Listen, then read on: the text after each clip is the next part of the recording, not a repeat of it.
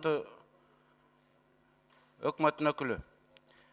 Биз былтыр февраль айында ушул жогорку кеңештин бир топ депутаттары, 7-8 депутат, Кыргыз Республикасынын аймагында уран жана торийди казууну токтотуу боюнча биз элдин талабы менен мыйзам иштеп чыкканбыз. Аны сиздер депутаттар колдоп берип, июнда кабыл алганбыз.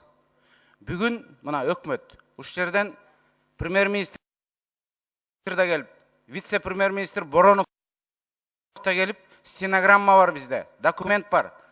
Биз макулбуз бул мыйзамга. Уран менен торий казылбасын.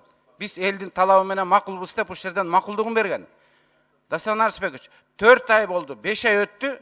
Булар искусственный түрдө саботаж кылып, бул мыйзамды азыр комитет Кожобековдун кабинетине, Кожобек Рыспаевдин кабинетине киргизбей атат. Күн тартибинен экинчи жолу алдырып коюшту.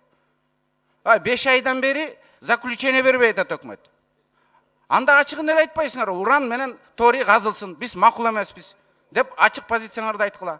Болбосо трибунадан келип, элге келип, биз макулбуз деп айтып алып, эми акырын мындай тымызын ар кандай жолдор менен бут тосуп атат ушул мыйзамды өткөрүүгө.